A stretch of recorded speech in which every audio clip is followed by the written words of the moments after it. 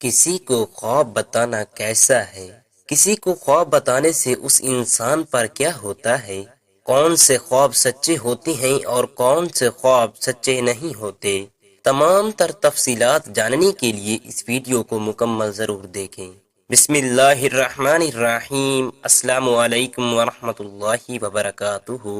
محترم ناظرین، اللہ رب العزت نے اپنی لاریب کتاب قرآن مجید فرقان حمید خان عظیم میں ارشاد فرمایا ہے، ترجمہ: اے لوگو، بے شک تمہارے پاس اللہ کی طرف سے ایک واضح دلیل آ گئی ہے اور ہم نے تمہاری طرف ایک روشن نور اتارا ہے۔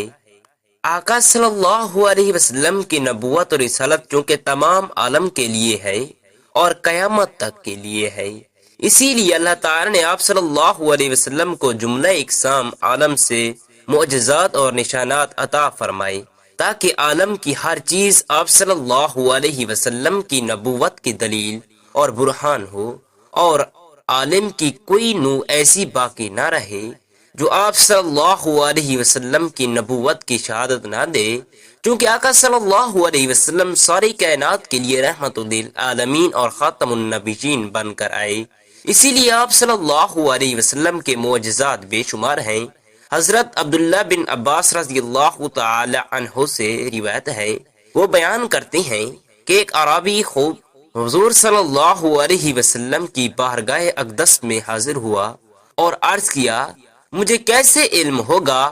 آپ اللہ تعالی کے نبی ہیں۔ آپ صلی اللہ علیہ وسلم نے فرمایا، اگر میں کھجور کے اس درخت پر لگے ہوئے اس گچھے کو بلاؤں تو کیا تو گواہی دے گا کہ میں اللہ کا رسول ہوں؟ پھر آپ صلی اللہ علیہ وسلم نے اسے بلایا تو وہ درخت سے اترنے لگا، یہاں تک کہ حضور نبی کریم صلی اللہ علیہ وسلم کے قدموں میں آ گرا۔ پھر آپ صلی اللہ علیہ وسلم نے اسے فرمایا، واپس چلے جاؤ، تو وہ واپس چلا گیا۔ اس عربی نے نباتات کی محبت و اطاعت رسول اللہ صلی اللہ علیہ وسلم کا یہ منظر دیکھ کر اسلام قبول کر لیا۔ ایک مرتبہ مشرکین مکہ آقا صلی اللہ علیہ وسلم کے پاس آئے اور کہنے لگے، اگر آپ اللہ پاک کے سچے رسول ہیں تو چاند کے 2 ٹکڑے کر کے دکھاؤ۔ آپ صلی اللہ علیہ وسلم نے فرمایا، کیا تم مجھ پر ایمان لاؤ گے؟ انہوں نے کہا، اگر آپ چاند کے 2 ٹکڑے فرما دیں گے تو ہم آپ کا کلمہ پڑھ کر مسلمان ہو جائیں گے۔ چنانچہ اس رات چاند کی 14 تاریخ تھی، چاند اپنے پورے شباب کے ساتھ چمک رہا تھا۔ جو ہی آقا صلی اللہ علیہ وسلم نے اپنی انگشت مبارک سے چاند کی طرف اشارہ کیا تو چاند 2 ٹکڑے ہو گیا۔ حضرت ابو زید انصاری رضی اللہ تعالی عنہ روایت کرتے ہیں کہ حضور نبی کریم صلی اللہ علیہ وسلم نے مجھے فرمایا، میرے قریب ہو جاؤ۔ پھر میرے سر اور داڑھی مبارک پر اپنا دست ادب مبارک ہاتھ پھیرا اور دعا فرمائی، یا الہی اسے زینت بخش دے اور اس کی حسن و جمال کو دوام عطا فرما۔ راوی کہتے ہیں کہ انہوں نے 100 سال سے زیادہ عمر پائی، لیکن ان کے سر اور داڑھی کے چند بال ہی سفید ہوئے تھے۔ ان کا چہرہ صاف اور روشن رہا اور تادم میں آخر ایک ذرہ بھر شکن بھی چہرے پر نمودار نہ ہوئی۔ سیدنا حضرت انس رضی اللہ تعالی عنہ سے روایت ہے کہ ایک انصاری گھرانے میں ایک اونٹ تھا جس پر وہ کھیتی باڑی کے لیے پانی بھرا کرتے تھے۔ وہ ان کے قابو میں نہ رہا اور انہیں اپنی پشت پانی لادنے کے لیے استعمال کرنے سے روک دیا۔ انصار صحابہ حضور نبی اکرم صلی اللہ علیہ وسلم کی بارگاہ اقدس میں حاضر ہوئے۔ آقا صلی اللہ علیہ وسلم کی بارگاہ میں عرض کیا، یا رسول اللہ صلی اللہ علیہ وسلم، ہمارا ایک اونٹ تھا، ہم اسے کھیتی باڑی کے لیے پانی لینے کا کام لیتے تھے اور وہ ہمارے قابو میں نہیں رہا، اور اب وہ خود سے کوئی کام نہیں لینے دیتا۔ ہمارے کھیت کھلیان اور باغ پانی کی قلت کے باعث سوکھ رہے ہیں۔ قربان جاؤں اپنے آقا جناب محمد مصطفیٰ صلی اللہ علیہ وسلم پر۔ آپ صلی اللہ علیہ وسلم نے صحابہ اکرام کو فرمایا، اٹھو۔ بس سارے صحابہ اٹھ کھڑے ہوئے اور اس انصاری کے گھر تشریف لے گئے۔ اب صلی اللہ علیہ وسلم آتے میں داخل ہوئے تو اونٹ جو کہ ایک کونے میں تھا، نبی کریم صلی اللہ علیہ وسلم اس اونٹ کی طرف چل پڑے۔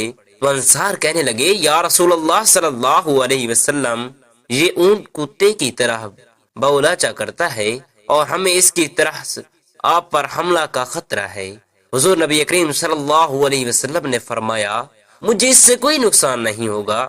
اون نے جیسے ہی آقا دو جہاں سرور کونین روز محشر صلی اللہ علیہ وسلم کو دیکھا تو آپ صلی اللہ علیہ وسلم کی طرف بڑھا، یہاں تک کہ قریب آ کر آپ صلی اللہ علیہ وسلم کے سامنے سجدے میں گر پڑا۔ حضور نبی کریم صلی اللہ علیہ وسلم نے اسے پیشانی سے پکڑا اور حسب سابق دوبارہ کام پر لگا دیا۔ صحابہ اکرام رضوان اللہ علیہ مجمعین نے یہ دیکھ کر آپ صلی اللہ علیہ وسلم کی خدمت میں عرض کیا، یا رسول اللہ صلی اللہ علیہ وسلم، یہ تو بے عقل جانور ہوتے ہوئے بھی آپ صلی اللہ علیہ وسلم کو سجدے کر رہے ہیں، اور ہم تو عقل مند ہیں، اس سے زیادہ حقدار ہیں کہ آپ صلی اللہ علیہ وسلم کو سجدہ کریں۔ ایک اور روایت میں ہے کہ صحابہ کرام رضوان اللہ مجمعین نے عرض کیا، یا رسول اللہ صلی اللہ علیہ وسلم، ہم جانوروں سے زیادہ آپ صلی اللہ علیہ وسلم کو سجدہ کرنے کے حقدار ہیں۔ آپ صلی اللہ علیہ وسلم نے فرمایا، کسی فرد بشر کے لیے جائز نہیں کہ وہ کسی بشر کو سجدہ کرے، اگر کسی کو سجدہ کرنا جائز ہوتا تو میں بیوی کو حکم دیتا کہ وہ اپنے شوہر کو اس کی قدر و منزلت کی وجہ سے سجدہ کرے جو کہ اسے بیوی پر حاصل ہے۔ خواب بچے بوڑھے جو مرد عورت سبھی دیکھتے ہیں۔ ایک اور سالے لوگ جو پچھلی شب میں دیکھیں وہ خواہیں اکثر صحیح اور بچی ہوئی ہوتی ہیں۔ اپنی خواب نیک صالح مرد مومن سے دن میں بیان کریں یا خود نیک تعبیر سے لے لیں۔ گھر میں ہرگز خواب بیان نہ کریں۔ اگر کسی قسم کی ڈارونی خواب دیکھنے میں آئے تو پہلے یہ دیکھیں کہ کسی بادی چیز کے کھانے سے پیٹ میں گرانی تو نہ تھی، کہ ایسی خواب میں محض پیٹ میں گیس یا دماغ خراب ہونے کے باعث نظر آتی ہیں۔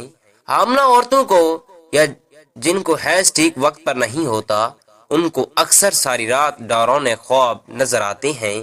ایسے خوابوں کا کوئی اعتبار نہ کرنا چاہیے۔ آیت الکرسی 7 بار اور چاروں کل 3 بار میٹھے تیل پر دم کر کے پڑھ لیں۔ اکثر نمازی پرہیزگار سرکار غوثیت تاب علیہ الصلوۃ و کچی عقیدت رکھنے والوں کو بعض خوابیں اگر پریشان کن ہوں تو گھبرانا نہیں چاہیے، بلکہ یہ سمجھنا چاہیے کہ ایسا واقعہ زندگی میں پیش آنے والا تھا۔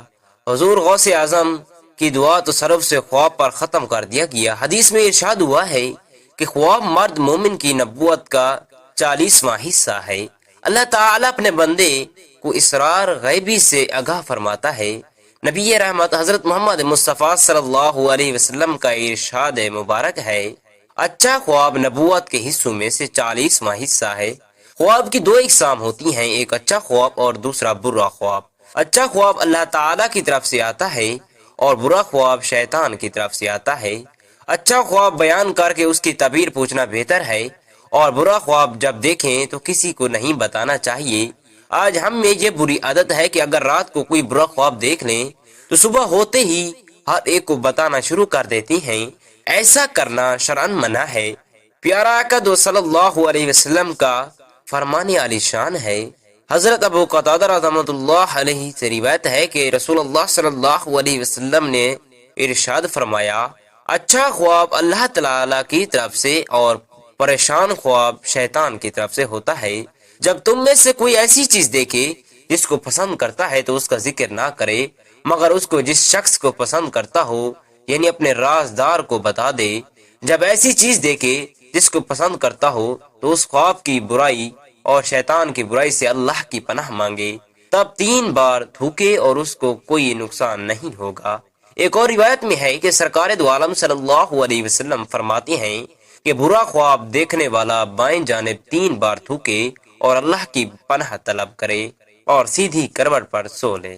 حدیث مبارکہ سے یہ معلوم ہوتا ہے کہ ہر وقت صحابہ اکرام رضوان اللہ علیہ مجمعین کا دل سجدے کرنے کے لیے چلتا تھا۔ آج لوگ یہ کہتے پھر رہے ہیں کہ نماز میں نبی صلی اللہ علیہ وسلم کا خیال آنے سے نماز ٹوٹ جاتی ہے۔ خدا کے بندو او اس حدیث مبارکہ مطالعہ کرو۔ حضرت عبداللہ بن عباس رضی اللہ تعالی عنہ فرماتے ہیں کہ ایک مرتبہ حضور نبی کریم صلی اللہ علیہ وسلم کے عہد مبارک میں سورج گرہن ہوا اور آپ صلی اللہ علیہ وسلم نے نماز کفوس پڑھائی۔ صحابہ کرام رضوان اللہ مجمعین نے عرض کیا، یا رسول اللہ صلی اللہ علیہ وسلم، دیکھا کہ آپ نے اپنی جگہ پر کھڑے کھڑے کوئی چیز پکڑی، پھر ہم نے دیکھا کہ آپ کسی قدر پیچھے ہٹ گئے۔ آقا دو جہاں صلی اللہ علیہ وسلم نے فرمایا، مجھے جنت نظر آئی تھی، میں نے اس میں ایک خوشہ پکڑ لیا، اگر اسے توڑتا تو تم رہتی دنیا تک اسے کھاتے رہتی اور وہ ختم نہ ہوتا۔ اللہ پاک میری اس کاوش کو بارگاہ الہی میں قبول و منظور فرمائے اور اسے باروز قیامت ہم سب کے لیے ذریعہ نجات بنائے۔ آمین ثم آمین، جزاک اللہ خیرا کثیرا۔